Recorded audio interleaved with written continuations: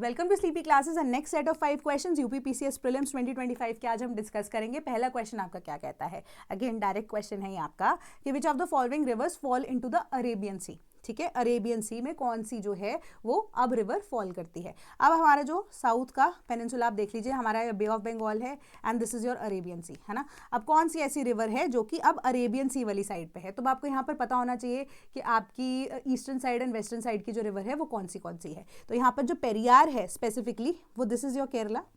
ठीक है, केरला रीजन से होते होते आप देखोगे कि अरेबियन सी के अंदर ये ड्रेन करती है। वेरस पेन्नार रिवर की बात करें, पलार रिवर की बात करें तो ये वेस्टर्न रिवर्स हैं। ठीक है, वेस्टर्न रिवर्स हैं जिनमें से एक आपको पता होगा पेन्नार रिवर जो है वो कर्नाटका के अंदर है एंड दूसरी आपकी पलार रिवर है वो भी कर्नाटका की है, नंदी हिल से होती है। एक नंदी दुर्ग हिल से होती है, एक नंदी हिल से होकर निकलती है। तो हमारे पास करेक्ट आंसर यहाँ पर क्या बनता है? Only one, that is option number A.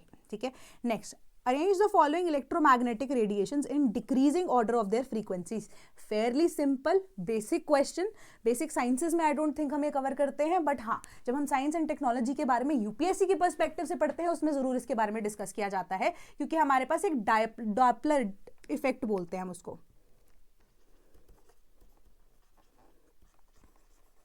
Doppler effect उसको बोला जाता है। मैं स्पेलिंग दोबारा लिख देती हूँ। डॉपलर इफेक्ट उसको हम बोलते हैं। डॉपलर इफेक्ट के अकॉर्डिंगली ना हम बहुत सारी फ्रीक्वेंसीज के बारे में पढ़ते हैं एंड जनरली अगर आपको बचपन में क्वेश्चन पूछा गया होगा कभी भी कि हमेशा जो स्कूल बसेस का कलर है, स्कूल बस का कलर हमेशा से येलो ही क्यों चूज किया जाता है? दैट इज बिकॉज कि उनकी फ्रीक्वेंसी वैसी है। ठीक है, तो फ्रीक्वेंसीज का जब आप चैप्टर पढ़ते हो जनरली बेसिक साइंसेज में भी एंड इवन की आप जब यूपीएससी की भी तैयारी कर रहे होते हो या कोई भी एग्जाम की तैयारी कर रहे होते हो तो आपको ये फ्रीक्वेंसीज के बारे में बताया जाता है, क्योंकि इसमें आप रेडियो वेव्स या 2G 3G 5G स्पेक्ट्रम्स के बारे में पढ़ते हो। तो अब उसके अकॉर्डिंगली गामा रेज जो है सबसे पहले, क्योंकि आपको डिक्रीजिंग ऑर्डर में बताया गया है, गामा रेज जो है सबसे ज्यादा पावरफुल काइंड ऑफ रेंज के अंदर आती हैं, तो सबसे ज्यादा गामा रेज ही होंगी। ठीक है, तो वन आपका सबसे पहले आना चाहिए था डिक्रीजिंग ऑर्डर के अंदर। बी एंड डी को आप कैंसिल आउट कर सकते हैं।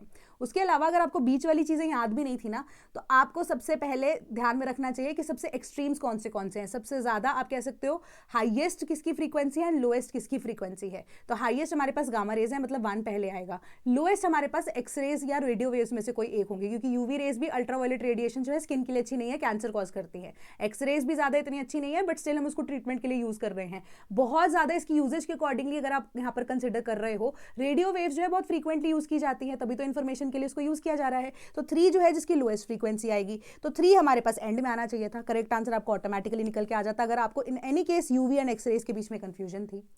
ठीक है, तो इसके लिए आपको बस कुछ नहीं करना है, बस एक ये डायग्राम है हमारे पास विजिबल लाइट का। गामा रेज जो है सबसे ज्यादा स्ट्रॉन्ग है, रेडियो वेव्स जो है वो सबसे ज्यादा आप कह सकते हो कि नर्म ऐसी इंफॉर्मेशन के लिए यूज किया जा सकता है, बहुत कॉमनली यूज किया जा सकता है।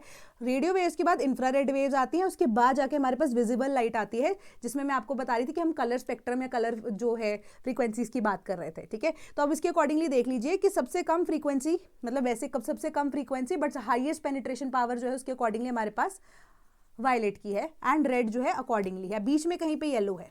ठीक है, विबग्योर में येलो, ऑरेंज एंड रेड आता है, तभी येलो जो है वो कंपैरेटिवली थोड़ा ज्यादा डिस्टेंस को कवर कर सकता है। ठीक है, तभी अब आप कह सकते हो जो स्कूल बसेज है उनका कलर येलो रखा गया है, ब्राइट कलर येलो तभी रखा जाता है। ठीक है, देन हमारे पास विजिबल लाइट के बाद यूवीज आता है, एक्सरेज आता है, देन गामा आता है। तो इसको प्लीज ध्यान में रखना, क्योंकि ये क्वेश्चन ना बार बार पूछा जाता है। मे बी इस बार आपको सिर्फ गामा रेज और फर्स्ट एंड लास्ट एक्सट्रीम्स के बारे में पता था तो आप ये आंसर सॉल्व कर सकते थे। मे बी अगली बार आपको ये ऑप्शन जो है वो ना दी जाए। ठीक है, तो इसका ध्यान रखना। ये बहुत सिंपल क्वेश्चन है, आप इससे नंबर ले सकते हैं, बट आप इसको गलत भी नहीं कर सकते। ठीक है, ये बहुत ज्यादा सिंपल क्वेश्चन है। Then given below are 2 statements, one is labelled as assertion, other is labelled as reasoning. Assertion क्या कह रही है कि फूड सिक्योरिटी एक नेसेसिटी है या नेसेसिटी है, इवन जब सरप्लस फूड जो है प्रोडक्शन ईयर्स के अंदर हो।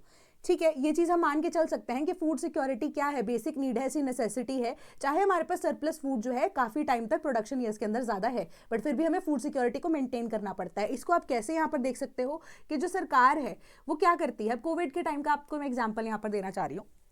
कि कोविड के टाइम पे हमारे पास फूड सिक्योरिटी थी, ठीक है, बट फिर भी सरकार ने क्या किया, गोदाम खोल दिए अपने, जहां पर उन्होंने एक्सेसिव जो ग्रेन्स हैं उसको स्टॉक करके रखा था, ठीक है, ताकि उन लोगों को वो दिया जा सके जिनके पास अभी खाने के लिए कुछ भी नहीं है, ठीक है। तो पहली स्टेटमेंट असेसमेंट वाली, असर्शन वाली जो है आप मान सकते हो कि सही हो सकती है। दूसरा ये है कि starvation can still occur due to unequal distribution and lack of accessibility. तो आपकी रीजनिंग के अकॉर्डिंगली ये चीज मानी जा सकती है कि हाँ, अनइक्वल डिस्ट्रीब्यूशन तो हो सकती है एंड लैक ऑफ एक्सेसिबिलिटी की वजह से हमारे पास अगर फूड सिक्योरिटी है भी, और वो फूड सिक्योरिटी सपोज कीजिए आपकी, जैसे हम बात कर रहे हैं in the context of green revolution, ठीक है। अब उसमें प्रॉब्लम क्या है, ग्रीन रेवोल्यूशन को जब आप पढ़ते हो उसके अंदर आपने एक बेसिक सा पॉइंट यहाँ पर डिस्कस किया होगा कि ग्रीन रेवोल्यूशन से सिर्फ एक अनइक्वल डिस्ट्रीब्यूशन भी नहीं, अनइक्विटेबल ग्रोथ हुई, किसकी, अब नॉर्दर्न बेल्ट की, ठीक है। नॉर्दर्न बेल्ट की क्यों, क्योंकि नॉर्थ के अंदर पानी की एक्सेसिबिलिटी वहां पर थी, रिवर सिस्टम एग्जिस्ट कर रहा था, पेरिनियल रिवर्स का एक्सेस था, कैनाल सिस्टम वेल डेवलप्ड था एज कंपेयर टू हमारे central and even southern India. तो हमारे पास क्या हुआ अब कि ग्रीन रेवोल्यूशन का इंपैक्ट ये हुआ कि हमारे पास अनइक्वल डिस्ट्रीब्यूशन ऑफ इनकम यहाँ पर हो गई, क्योंकि जो नॉर्थ के फार्मर्स थे वो एकदम से रिच हो गए, ठीक है, एंड साउथ के फार्मर्स जो हैं वो इतना ज्यादा अभी भी रिच नहीं है, एंड ये प्रेजेंट डे पे, प्रेजेंट सिनेरियो में भी ये चीज इतनी एग्जिस्ट करती है, ठीक है। तो ये एक चीज आप मान सकते हो कि हाँ, हमारे पास फूड सिक्योरिटी ग्रीन रेवोल्यूशन के बाद थी, बट इक्विटेबली अगर उस ग्रेन को यहाँ पर, अनाज को नहीं बांटा जा रहा या बेचा जा रहा, तो उस वजह से यहाँ पर स्टारवेशन कुछ कुछ रीजन के अंदर हो सकती है, ठीक है। तो ये हमारे दोनों की दोनों स्टेटमेंट्स जो है वो करेक्ट है, ऑप्शन नंबर डी इसका करेक्ट आंसर बनता है। देन अब with reference to vice president of India which of the following statements is or are correct. Correct statement देखनी थी। पहली चीज है कि वाइस प्रेसिडेंट जो है ex officio chairman of the Rajya Sabha होते हैं। हमें पता ही है कि वाइस प्रेसिडेंट जो है वो अब स्पीकर ऑफ द राज्यसभा होते हैं, ठीक है, एंड जो स्पीकर है लोकसभा की वो तो अब स्पीकर के थ्रू अब इलेक्शन स्पेसिफिकली होता ही है। देन वाइस प्रेसिडेंट जो है is a member of the Rajya Sabha. ये चीज आपको यहाँ पर पता लगनी चाहिए। इस चीज के लिए ना अगर आपको कभी ऐसे भी क्वेश्चन आए तो वो सोचना कि हम जब भी कभी भी डिस्कस करते हैं ना कि हमारा जो पार्लियामेंट है उसका पार्ट कौन कौन आता है, ठीक है। जब भी आप अपने कॉन्स्टिट्यूशन को भी खोलोगे ना, पार्लियामेंट या यूनियन का जब चैप्टर आता है ना, यूनियन के चैप्टर में सबसे पहले आपको प्रेसिडेंट का नाम दिया गया होता है।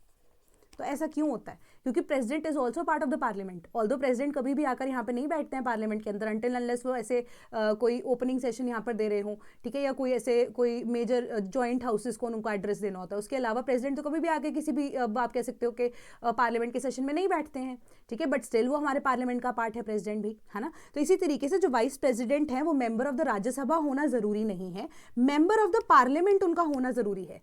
तो अब यहाँ पर अगर आप देखो कि जो प्रेसिडेंट है वो भी एक ऐसी अनबायस्ड सीट है, ठीक है, एंड जो हमारे वाइस प्रेसिडेंट है वो भी एक अनबायस्ड सीट है, ठीक है, क्योंकि अब वाइस प्रेसिडेंट जो है एक्टिंग प्रेसिडेंट भी बन सकते हैं इन एनी केस। जो हमारे प्रेसिडेंट ऑफ इंडिया हैं वो अब क्या है, या तो वो बीमार हो जाएं, ठीक है, या वो अभी कहीं बाहर गए हैं तो उनकी जगह वो एक्टिंग प्रेसिडेंट भी हो सकते हैं। तो अगर वो किसी पॉलिटिकल पार्टी से होंगे तो वो एक बायसनेस दिखा सकते हैं। तो इसी वजह से किसी भी मेंबर को अगर वाइस प्रेसिडेंट बनना होता है या प्रेसिडेंट बनना होता है तो उनको यहाँ पर अपनी मेंबर पार्लियामेंट की सीट छोड़नी पड़ेगी, ठीक है। तो ये एक यहाँ पर प्रोसेस इसी तरीके से रहता है, क्योंकि जो दोनों अब आप कह सकते हो कि ओहदा है, जो पोजीशन उनको दिया गया है वो इतना ज़्यादा ऑनरेबल है कि किसी भी पॉलिटिकल पार्टी के साथ एसोसिएट करके उनकी छवि या इवन जो ऑफिस है उसको खराब किया जा सकता है। खराब कैसे कि ऑफिस का जो नाम है वो भी खराब हो सकता है, ठीक है। तो इसी वजह से प्रेसिडेंट एंड वाइस प्रेसिडेंट जो है वो अनबायस्ड फिगर्स इसी तरीके से रखे गए हैं। चाहे हम प्रेसिडेंट को नॉमिनल हेड ही बोलते हैं, बट जो अब आप कह सकते हो बजट है in the name of president पेश होता है, ठीक है, या जो आप कह सकते हो कि हमारे जो आर्मीज हैं, तीनों सर्विसेज हैं, उनको लीड करने के लिए आप देखो कि प्रेसिडेंट जो है वो है। तो इसी तरीके से वाइस प्रेसिडेंट जो है उनको भी सेम ऐसे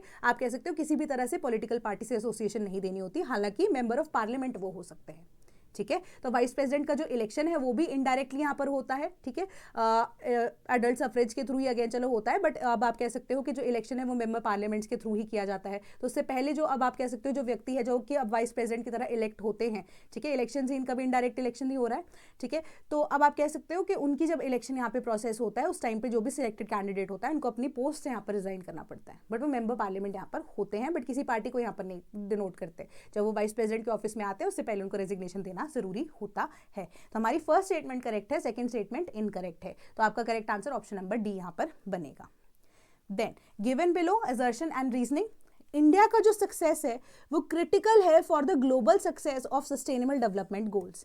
ये चीज बोली जा रही है, तो काफी जेनरिक स्टेटमेंट है कि इंडिया का सक्सेस जरूरी है ग्लोबल हमारी जो सक्सेस है of sustainable development goals. Sustainable development goals के लिए अब आपका जो ग्लोबल सक्सेस की रिक्वायरमेंट क्यों होगी, ठीक है, क्योंकि इंडिया की जो पॉपुलेशन है वो बहुत ज़्यादा है।